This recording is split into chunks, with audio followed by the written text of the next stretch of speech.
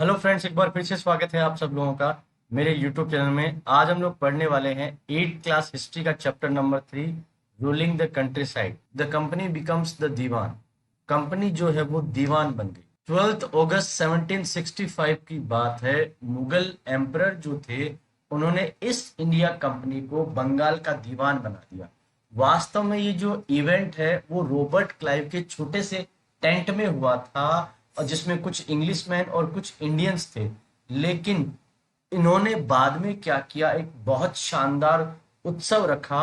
और उस उत्सव के अंदर इन्होंने, जैसा कि आपको पिक्चर में दिखाया जा रहा है, उस तरह से उन्होंने विशेष प्रकार से पेंटर मंगवा के इस विशेष घटना को रिकॉर्ड करवाया था। और इसमें साफ साफ बताया गया है किस प्रकार से मुगल एम्परर ने ईस्ट इंडिया कंपनी को बंगाल की जो दीवानी है वो दे दी थी। कंपनी जब यहाँ की दीवान बन गई तो उनके पास ये अधिकार आ गए कि वो यहाँ के फाइनेंशियल एडमिनिस्ट्रेटर बन जाए, और उसी के साथ साथ में इस पूरे इलाके को अपने कंट्रोल में ले लें। अब वो लोग ये सोचने लगे कि हमें इस लैंड को किस तरह से संभालना है, और हमारे रेवेन्यू रिसोर्सेज जो है उन्हें किस प्रकार से अरेंज करना है। और इसको करने के लिए उन्हें अपनी कंपनी के जो खर्चे हैं उनको भी मेंटेन करना था, और कंपनी को ये भी इंश्योर करना था कि हमें जो प्रोडक्ट्स खरीदने हैं वो हम आसानी से खरीद सकें, और जिन प्रोडक्ट्स को हम लोग बेचना चाहते हैं उनको भी हम लोग आसानी से बेच सकें। इसका मतलब कंपनी दो तरह से यहाँ पे फायदा अपना करना चाह रही थी। जैसे जैसे समय बीतता गया तो कंपनी को ये समझ में आ गया कि यहाँ पे बहुत सावधानी से हमें ये काम करना होगा। वो एक एलियन पावर थे, एलियन का मतलब विदेशी या बाहरी पावर थे। इसलिए उन्हें यहाँ पे इस समय जो लोग बहुत अधिक शक्तिशाली थे, जिनके पास बहुत अधिक पावर थी, सम्मान था, उनको भी संभालना पड़ता था। जो लोग लोकल में पावरफुल थे और बाहरी इलाकों में भी जिनका बहुत अधिक डोमिनेंस था, ब्रिटिश की ईस्ट इंडिया कंपनी ने ये सोचा इन लोगों को हम लोग एक ही बार में खत्म नहीं कर सकते, लेकिन धीरे धीरे इन्हें हमें कंट्रोल करना होगा। तो इस चैप्टर में हम लोग देखने वाले हैं कि धीरे धीरे किस प्रकार से ईस्ट इंडिया कंपनी जो है वो कोलोनाइजेशन की तरफ बढ़ गई, और इन्होंने धीरे धीरे यहाँ के जो गांव में जो रिसोर्सेस थे और यहाँ के जो लोग थे और यहाँ की जो क्रॉप्स थी उनको अपने अनुसार ढालना शुरू कर दिया था। Revenue for the company. Company जब दीवान बन गई बंगाल की, तो कंपनी ने पहला अपना जो लक्ष्य था जो कि व्यापार का था उस पे फोकस रखा। कंपनी ये चाहती थी कि उन्हें बहुत बड़ी रेवेन्यू इनकम मिलती रहे, और कंपनी ये बिल्कुल भी नहीं चाहती थी कि हम किसी प्रकार के असेसमेंट या टैक्स कलेक्शन के सिस्टम में फंसे। उनका एफर्ट इतना ही था कि रेवेन्यू को हम लोग बढ़ा सकें, और जितना अच्छा हो सके हम लोग कॉटन और सिल्क जो है वो सस्ता से सस्ता हम लोग प्राप्त कर सकें। अगले 5 साल में बंगाल में कंपनी ने लगभग डबल गुड्स खरीदना शुरू कर दिया। 1865 से पहले कंपनी इंडिया में कुछ भी खरीदने के लिए बाहर से गोल्ड और सिल्वर जो है वो इंपोर्ट किया करती थी, लेकिन अब उनके पास में बंगाल से रेवेन्यू आता है, इसलिए इस पैसे से वो अपने खर्चों को और अपनी जो परचेज थी उन सबको मैनेज आसानी से करने लगी थी। जल्द ही ये बात क्लियर हो गई कि बंगाल में एक खतरनाक रूप से इकोनॉमिक क्राइसिस आने वाले हैं। यहाँ के जो आर्टिसंस हैं वो धीरे धीरे गांवों को छोड़ के जाने लगे। उन्हें अपनी प्रॉपर्टी को बेचना पड़ा कंपनी को बहुत कम दामों में। यहाँ के जो पीजेंट्स हैं वो अपने ड्यूज को चुका नहीं पाए, अपने टैक्सेस को चुका नहीं पाए, और उन्हें भी वहां से जाना पड़ा। इस प्रकार से जितना भी आर्टिसनल प्रोडक्शन था वो कम होता गया, और उसी के साथ साथ में जितना भी एग्रीकल्चरल कल्टीवेशन था वो भी बहुत कम हो गया। और 70 में बहुत खतरनाक अकाल पड़ा, जिसके कारण से लगभग 10 मिलियन लोग जो है वो मर गए, जो कि लगभग बंगाल की जनसंख्या का 1/3 हिस्सा था। नीड टू इम्प्रूव एग्रीकल्चर, अब उन्हें एग्रीकल्चर को इम्प्रूव करने की आवश्यकता थी। यहाँ की इकोनॉमी जो थी वो पूरी तरह से रूल यानी बर्बाद हो चुकी थी। अब कंपनी अपनी रेवेन्यू इनकम के बारे में निश्चिंत कैसे हो। कंपनी के जितने भी बड़े बड़े ऑफिशियल्स थे उन्होंने ये सोचना शुरू किया कि लैंड में इन्वेस्टमेंट को इनकरेज करना चाहिए और इसी के साथ साथ में एग्रीकल्चर को भी हमें इम्प्रूव करवाना होगा। लेकिन ये किस तरह से किया जाए। लगभग 2 डिकेड्स, इसका मतलब 20 साल तक इसी बात पे डिबेट चलता रहा और फाइनली कंपनी ने एक ऐसा सिस्टम लागू किया जिसमें 1793 में उन्होंने परमानेंट सेटलमेंट पे जोर दिया। इस परमानेंट सेटलमेंट के थ्रू राजा और तालुकदार जो थे वो जमींदार के रूप में जाने गए। उन्हें ये कहा गया कि वो पीजेंट्स हैं, उनसे रेवेन्यू कलेक्ट करेंगे और उसे इस कंपनी को दे देंगे और इस अमाउंट को परमानेंटली फिक्स कर दिया और इसे फ्यूचर में बढ़ाया भी नहीं जाएगा। कंपनी ने ये सोचा इस प्रकार से हमारे पास लगातार पैसा आता रहेगा और हमारा जो खजाना है वो समय समय पे बढ़ता रहेगा और हमें किसी प्रकार की टेंशन नहीं होगी और जमींदार लोग जो हैं वो धीरे धीरे लैंड को इम्प्रूव करने का प्रयास भी करेंगे। लेकिन जैसा कि रेवेन्यू को बढ़ाया नहीं जा सकता था, इसी कारण से जमींदार लोगों को फायदा होने लगा था जब भी अधिक या अच्छी फसल हुआ करती थी। प्रॉब्लम, अब क्या समस्या इनके सामने आई। परमानेंट सेटलमेंट जो है उससे कई तरह की समस्याएं सामने आई। कंपनी के ऑफिशियल्स ने ये जाना कि जमींदार लोग जो हैं वो वास्तव में किसी प्रकार का इन्वेस्टमेंट या लैंड में इम्प्रूवमेंट के बारे में सोच नहीं रहे हैं। उन्होंने जो रेवेन्यू फिक्स किया था वो बहुत अधिक ज्यादा था और जमींदार लोग जो हैं कई बार इसे नहीं पे कर पा रहे थे और जो जमींदार इस रेवेन्यू को नहीं पे कर पा रहे थे उनसे उनकी जमींदारी छीन ली जाती थी और वो किसी दूसरे व्यक्ति को दे दी जाती थी। और 19वीं सेंचुरी के पहले डिकेड की अगर हम लोग बात करें तो ये परिस्थिति बिल्कुल बदल गई। मार्केट में प्राइसेस बढ़ने लगी और कल्टीवेशन जो है वो धीरे धीरे बढ़ रहा था। इसका मतलब ये है कि जमींदार लोग जो हैं उनकी इनकम बढ़ रही थी लेकिन कंपनी को किसी प्रकार का कोई फायदा नहीं हो रहा था क्योंकि कंपनी ने जो टैक्स डिसाइड कर दिया था वो परमानेंटली फिक्स था और जमींदारों को भी किसी प्रकार का इंटरेस्ट नहीं था लैंड को इम्प्रूव करने में। कुछ लोग ऐसे थे जिन्होंने अपनी लैंड को खो दिया था और कुछ लोग ऐसे थे जो बिना किसी ट्रबल के, बिना किसी इन्वेस्टमेंट के, रिस्क के अपने काम को चलाए रखना चाहते थे।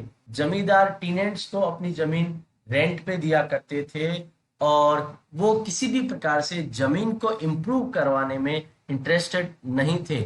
और इसी के साथ साथ में विलेज के जो लोग थे उन्होंने देखा कि ये कल्टीवेटिंग सिस्टम जो है बहुत ही ज्यादा ऑपरेसिव यानी हमारे लिए दबाने वाला, हमें कुचलने वाला है। इसलिए रेंट जो जमींदार को देना था वो बहुत अधिक ज्यादा था और इस प्रकार से जो किसान लोग थे उनकी जमीन जो थी वो असुरक्षित थी। इस रेंट को चुकाने के लिए उन्हें मनी लेंडर से पैसा लेना होता था और जब भी वो अपना पैसा सही समय पे नहीं दे पाते थे तो वो जमीन जिसको वो बरसों से जोतते आ रहे थे वो जमीन उनसे छिन जाया करती थी। A new system is devised, अब एक नए सिस्टम को लागू करना होगा।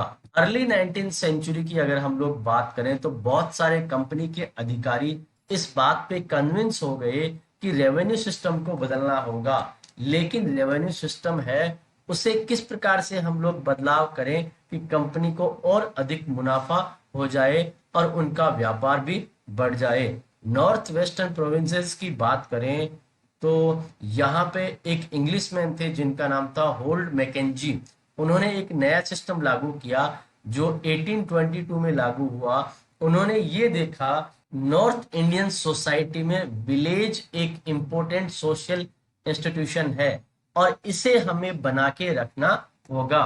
और उनके डायरेक्शंस के अनुसार कलेक्टर्स एक विलेज से दूसरे विलेज गए, उन्होंने जितनी भी लैंड थी उनको इंस्पेक्ट किया, फील्ड्स को मेजर किया, उसके बाद में वहाँ के जो कस्टम्स हैं और लोगों के जो राइट्स हैं उनको जाना, उसके बाद में एस्टिमेटेड रेवेन्यू जो थी वो वहाँ की कैलकुलेट की, और उसके बाद में हर एक विलेज को एक महल का नाम दिया और वहाँ की रेवेन्यू फिक्स कर दी, और इसे समय समय पे रिवाइज किया जाने लगा। इसका मतलब अब रेवेन्यू सिस्टम फिक्स नहीं रहेगा, और रेवेन्यू को कलेक्ट करने का जो अधिकार रहेगा वो वहां के हेडमैन के पास रहेगा, ना कि जमींदार के पास में। और जैसा कि गांवों को महल कहा गया, तो इस सिस्टम को महलवारी कहा गया।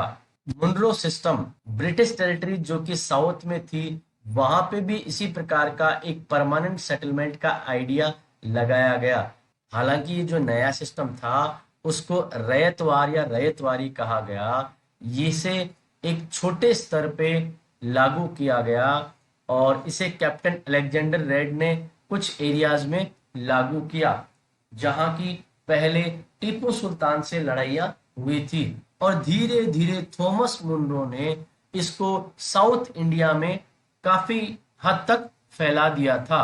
रेड और मुनरो ने ये सोचा कि साउथ में किसी प्रकार के ट्रेडिशनल जमींदार नहीं है, तो यहाँ के सेटलमेंट्स हैं उनको डायरेक्टली कल्टीवेटर्स या रोइड्स बनाना होगा, जो कि कई सालों से, कई सदियों से और पीढ़ियों से अपनी जमीनों को जोतते हुए आ रहे हैं, और उनके फील्ड्स को केयरफुली हम लोगों को देखना होगा, सर्वे करना होगा, फिर रेवेन्यू को डिसाइड करना होगा। मुनरो ने ये सोचा कि ब्रिटिश लोगों को उनके पैटर्नल फादर की तरह बिहेव करना चाहिए और उसी के अनुसार काम करना चाहिए। All was not well. कुछ ही सालों में नया सिस्टम लागू हो गया और इसमें सब कुछ सही नहीं था। जमीन से अधिक इनकम लेने की उम्मीद में रेवेन्यू ऑफिसर्स ने इतना हाई रेवेन्यू डिसाइड किया कि पीजेंट्स ये रेवेन्यू पे नहीं कर पाए। रॉयट्स जो यहाँ काम करते थे वो यहाँ से भाग गए, और धीरे धीरे यहाँ के विलेजेस हैं वो खाली होने लगे। और जो आशावादी ऑफिशियल्स थे उन्होंने सोचा कि ये सिस्टम पीजेंट्स की हालत को सुधारेगा, उन्हें अमीर बनाएगा, लेकिन ऐसा नहीं हुआ। Crops for Europe. ब्रिटिश लोगों ने यह महसूस किया कि कंट्री साइड से हम केवल रेवेन्यू ही ना लें, उसी के साथ साथ में यूरोप कंट्रीज में जो क्रॉप्स हमें चाहिए वो वहां पे हम लोग लगवा सकते हैं। लेट 18th सेंचुरी में कंपनी ने ये डिसाइड किया कि धीरे धीरे हम लोग ओपियम और इंडिगो की खेती यहाँ करवाएंगे, और लगभग अगली 1.5 सेंचुरी में उन्होंने यहाँ के जो कल्टीवेटर्स हैं उन्हें धीरे धीरे राजी कर लिया अलग अलग फसलों के लिए। बंगाल में जूट, आसाम में टी, यूनाइटेड प्रोविंसेस जिसे अब उत्तर प्रदेश कहा जाता है वहाँ शुगर केन, पंजाब में वीट, महाराष्ट्र और पंजाब में कॉटन, मद्रास में राइस, इस प्रकार से डिसाइड कर लिए गए थे। लेकिन इसे किस तरह से करना है, ब्रिटिश लोगों ने एक तरीका लगाया, उसमें कल्टीवेशन को बढ़ाना था। चलिए अब इसे समझते हैं कि किस प्रकार से इसे बढ़ाया जाएगा। एक क्रॉप का एग्जाम्पल लेके इसे समझने का प्रयास करते हैं। Dutch colour have a history. Figure 5 और 6 में आपको दो इमेजेस दिख रही हैं कॉटन प्रिंट्स की। फिगर 5 में आप देख सकते हैं कलमकारी प्रिंट, जो कि आंध्र प्रदेश की वीवर्स के द्वारा तैयार की गई है, जो कि राइट में आप फ्लोरल कॉटन प्रिंट देख सकते हैं, जो कि विलियम मॉरिस जो कि एक फेमस पोइट और आर्टिस्ट है 19th सेंचुरी के, उनके द्वारा तैयार किया गया। इन दोनों प्रिंट्स में एक चीज कॉमन है, उन्होंने काफी गहरा ब्लू कलर जो है वो काम में लिया है, जिसे इंडिगो कहा जाता है। क्या आप लोग जानते हैं कि किस प्रकार से इसको प्रोड्यूस किया जाता था? ये जो ब्लू कलर है ये एक प्लांट से मिलता है जिसे इंडिगो कहा जाता है, और इस कलर को यूज किया जाता था 19th सेंचुरी में ब्रिटेन में डाई के रूप में, जो कि इंडिगो प्लांट से मिलता है, जो कि इंडिया से आता था। और इंडिया उस समय दुनिया में सबसे बड़ा सप्लायर था इंडिगो का। इंडियन इंडिगो की डिमांड दुनिया में बहुत ज्यादा क्यों थी? इंडिगो के जो प्लांट्स हैं वो यूजुअली ट्रॉपिक्स में ग्रो करते हैं। 13th सेंचुरी तक इंडिया का जो इंडिगो है वो धीरे धीरे इटली, फ्रांस और ब्रिटेन में एक्सपोर्ट होने लगा एक डाई क्लॉथ के रूप में। हालांकि जो छोटे अमाउंट में इंडियन इंडिगो है वो अभी पहुंच रही थी यूरोपियन मार्केट्स में, और इसकी प्राइस भी काफी ज्यादा थी। यूरोपियन क्लॉथ मैन्युफैक्चरर्स इससे पहले वुड पे डिपेंड किया करते थे, जो वॉयलेट और ब्लू डाई हुआ करती थी। ये प्लांट जो था, वुड जो था, वो टेम्परेट जोन का था, इसलिए यूरोप में आसानी से अवेलेबल होता था, और ये नॉर्दर्न इटली, सदर्न फ्रांस और जर्मनी और ब्रिटेन में लगाया जाता था। अब यहाँ के लोगों को इंडिगो से कंपटीशन का खतरा नजर आने लगा, और उन्होंने गवर्नमेंट को प्रेशराइज किया कि इंडिगो का जो इंपोर्ट है उस पे यहाँ पे बैन लगा दिया जाए। लेकिन क्लोथ को डाई करने वाले लोग अभी भी डाई करने के लिए इंडिगो को पसंद किया करते थे। इंडिगो का जो कलर होता है वो काफी रिच ब्लू होता है, जबकि वुड का जो कलर होता है वो थोड़ा पेल और डल होता है, इसलिए इंडिगो को पसंद किया जाता था। 17th सेंचुरी में यूरोपियन क्लॉथ प्रोड्यूसर्स हैं, उन्होंने अपनी गवर्नमेंट को फिर से वापस मना लिया कि इंडिगो का जो इंपोर्ट है उस पे जो प्रतिबंध लगाया गया है, बैन लगाया है, उसे हटा दिया जाए। फ्रेंच के लोग जो हैं वो इंडिगो कल्टीवेट करने लगे कैरेबियन आइलैंड्स में, और ब्राजील में, पोर्टुगीज में, और इंग्लिश जमैका में, और इसी प्रकार से स्पेनिश वेनेजुएला में। और इंडिगो प्लांटेशंस इसी प्रकार से नॉर्थ अमेरिका में भी काफी जगह देखने को मिलता है। 18th सेंचुरी के एंड तक इंडियन इंडिगो की जो डिमांड है वो बढ़ने लगी। ब्रिटेन के जो लोग हैं वो यहाँ पे इंडस्ट्रीज खड़ी करने लगे, और कॉटन का प्रोडक्शन भी काफी मात्रा में बढ़ने लगा। और इसी के साथ साथ में क्लॉथ की जो डाई है उसकी डिमांड बहुत अधिक बढ़ गई। जैसे ही इंडिगो की डिमांड बढ़ी, वास्तव में जो इसकी पहले सप्लाई थी वेस्ट इंडीज और अमेरिका से, वो कोलैप्स कर गई, वो काफी कम हो गई। 1783 से 1789 के बीच में इंडिगो का प्रोडक्शन लगभग आधा हो चुका था। अब ब्रिटेन के जो क्लॉथ डायर्स थे उनको इंडिगो की नई सप्लाई चाहिए थी, और वो ये इंडिगो की सप्लाई कहाँ से लेंगे? नो डाउट इंडिया से। Britain turns to India. Britain का झुकाव अब इंडिगो के लिए इंडिया की तरफ होने लगा। यूरोप में इंडिगो की डिमांड धीरे धीरे बढ़ रही थी। अब कंपनी को ये सोचना पड़ रहा था कि इंडिगो कल्टीवेशन वो कहाँ से करवाए, इसलिए उन्होंने 18th सेंचुरी में धीरे धीरे बंगाल में और आसपास के इलाकों में इंडिगो का प्रोडक्शन करवाना शुरू किया। 1788 में लगभग 30% इंडिगो जो है वो ब्रिटेन में इंपोर्ट किया जाता था इंडिया से, लेकिन 1810 तक ये 95% तक पहुंच गया था। जैसे जैसे इंडिगो का ट्रेड बढ़ने लगा, कमर्शियल एजेंट्स, ऑफिशियल्स जो लोग हैं वो इंडिगो प्रोडक्शन में इन्वेस्ट करने लगे, और बहुत सारे कंपनी ऑफिशियल्स जो हैं उन्होंने अपनी जॉब्स को छोड़ दिया और इंडिगो बिजनेस में वो लोग आ गए, क्योंकि उन्हें यहाँ बहुत अधिक प्रॉफिट, बहुत अधिक पैसा दिखाई दे रहा था, और यहाँ पे आके वो लोग अपने बिजनेस को फैलाने लगे। जिन लोगों के पास में इंडिगो प्रोड्यूस करने के लिए पैसा नहीं था, उन्हें कंपनी की तरफ से लोन्स भी मिल सकते थे। How was Indigo cultivated? Indigo को कैसे कल्टीवेट किया जाता था? इंडिगो कल्टीवेट करने के दो तरीके थे, निज और रेयोती। निज कल्टीवेशन के दौरान प्लांटर्स जो हैं वो इंडिगो को अपनी जमीन में प्रोड्यूस करेंगे, और डायरेक्टली वो ही उसे कंट्रोल करेंगे। या तो वो जमीन को खरीद लेते हैं या जमींदार से किराए पे ले लेते हैं, और उसके बाद में इंडिगो को प्रोड्यूस करेंगे, और साथ ही साथ में हायर्ड लेबर्स जो हैं वो अपने पास रखते थे।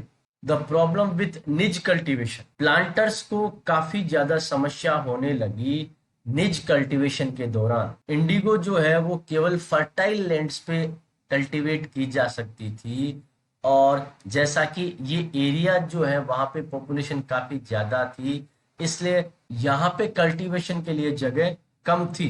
प्लांटर्स को बड़ी बड़ी जगह चाहिए थी जहाँ पे आसानी से वो इंडिगो प्लांटेशन कर सकें, और इतने बड़े बड़े लैंड फॉर्म्स उन्हें कहाँ मिलेंगे।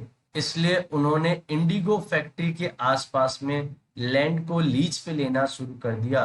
और किसानों को वहां से धीरे धीरे बाहर करना शुरू किया। लेकिन इसके कारण से हमेशा कॉन्फ्लिक्ट्स और टेंशन्स बढ़ती गई और आसानी से मजदूर भी नहीं मिल पाते थे। इंडिगो प्लांटेशन में मजदूरों की बहुत अधिक आवश्यकता होती है और इंडिगो प्लांटेशन के दौरान यहाँ के जो लोकल वर्कर्स हैं वो राइस कल्टीवेशन में बिजी रहा करते थे। निज कल्टीवेशन को बहुत अधिक बड़े स्केल पे किया जाता था और उसमें प्लोज और ब्लॉक्स की हेल्प ली जाती थी। 1000 बीघा में लगभग 2000 प्लोज की जरूरत पड़ेगी। इसलिए यहाँ पे परचेज और मेंटेनेंस जो प्लो का है उस पे इन्वेस्ट करना बहुत बड़ी समस्या थी। और इसी के साथ साथ में जब किसान लोग राइस फील्ड में बिजी हैं तो प्लोज और ब्लॉक्स जो मिलना है वो भी बड़ा मुश्किल होता था।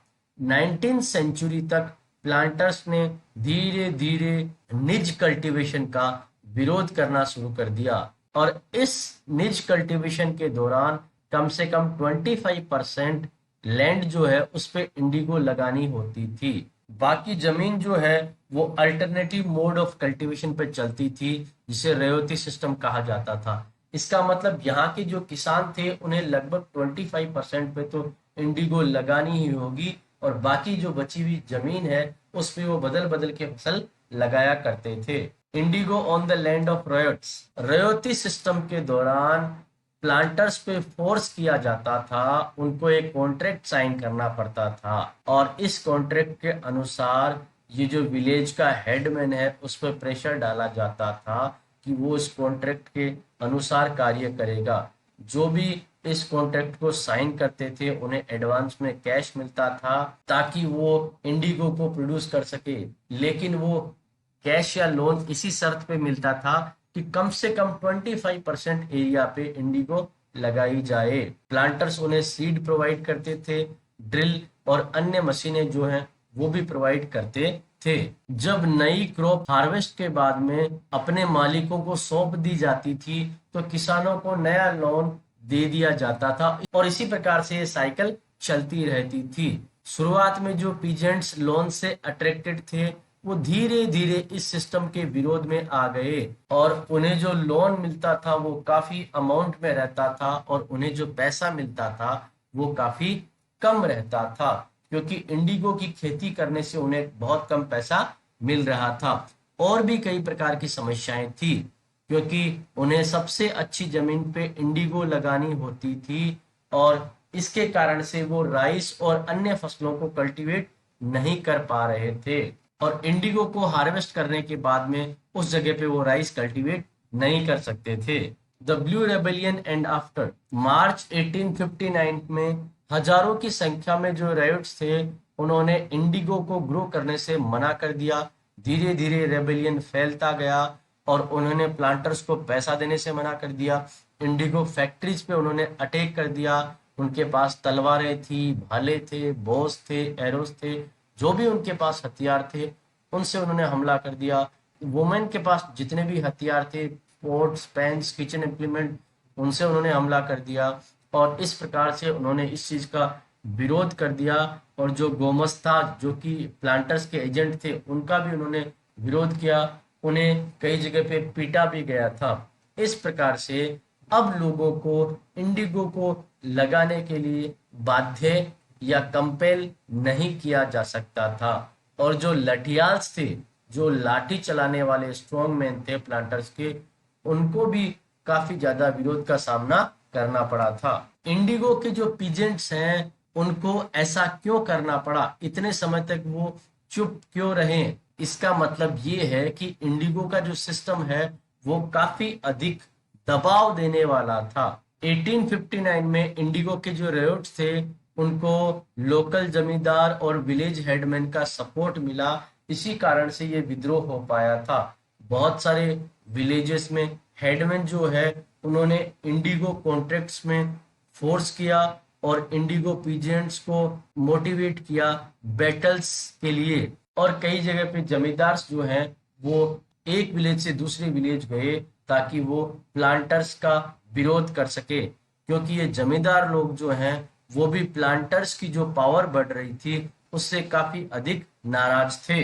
इंडिगो पीजेंट्स ऐसा भी सोचते थे कि ब्रिटिश गवर्नमेंट जो है वो इन प्लांटर्स के विरुद्ध में उनके स्ट्रगल में साथ देगी, और 1857 के रिवोल्ट के बाद में ब्रिटिश गवर्नमेंट ने धीरे धीरे इसके बारे में सोचना शुरू किया। उन्होंने सोचा कि कहीं एक और रिवोल्ट जो है वो दोबारा ना हो जाए, और इसी कारण से लेफ्टिनेंट गवर्नर जो है उन्होंने 1859 विंटर में कई जगह पे दौरा किया और उन्होंने देखा कि वास्तव में स्थिति क्या है। और बरसात के अंदर मजिस्ट्रेट एस्ले एडन ने एक नोटिस जारी किया। उसमें ये कहा गया कि रायोट्स जो हैं, जो यहाँ के पीजेंट्स हैं, उनको बाध्य नहीं किया जाएगा, कंपेल नहीं किया जाएगा इंडिगो कॉन्ट्रैक्ट के लिए। और जब ये बात क्वीन विक्टोरिया के पास पहुंची तो उन्होंने भी कहा कि ऐसा नहीं किया जाना चाहिए। एडन ये ट्राई कर रहे थे कि इन पीजेंट्स को शांत किया जाए ताकि किसी प्रकार का विरोध ना हो, लेकिन उनके जो कार्य थे उन्हें ऐसा समझा गया कि वो इस रिबेल को या इस विद्रोह को सपोर्ट कर रहे हैं, जबकि ऐसा नहीं था। जैसे जैसे ये विद्रोह बढ़ता गया, कलकत्ता से जो बुद्धिमान लोग हैं वो इंडिगो डिस्ट्रिक्ट्स में आने लगे। उन्होंने यहाँ के जो रेयोट्स हैं, किसान हैं, उनकी तकलीफों के बारे में, प्लांटर्स का जो अत्याचार है उसके बारे में, और इंडिगो सिस्टम के जो नुकसान है उसके बारे में लिखना शुरू किया। अब गवर्नमेंट को इस बात पे बहुत अधिक चिंता होने लगी, और प्लांटर्स पे जो हमले थे उसके बारे में भी वो अधिक चिंतित थे। इसलिए उन्होंने एक इंक्वायरी सिस्टम यहाँ बैठा दिया, और इस इंक्वायरी कमीशन ने प्लांटर्स को दोषी पाया और उन्हें कहा गया कि आपके तरीके गलत थे जो कि आपने इंडिगो कल्टीवेटर्स के साथ में लगाए थे। और ये डिसाइड किया गया कि इंडिगो कल्टीवेशन जो है और प्रोडक्शन जो है वो रायोट्स के लिए बेनिफिशियल नहीं है। कमीशन ने ये कहा कि रायोट्स अभी वाले जो कॉन्ट्रैक्ट है उन्हें फुलफिल करेंगे, और उसके बाद में इंडिगो को प्रोड्यूस करने के लिए फ्यूचर में वो मना कर सकते हैं। इस रिवोल्ट के बाद में इंडिगो प्रोडक्शन है वो बंगाल में कोलैप्स कर गया, बहुत कम हो गया।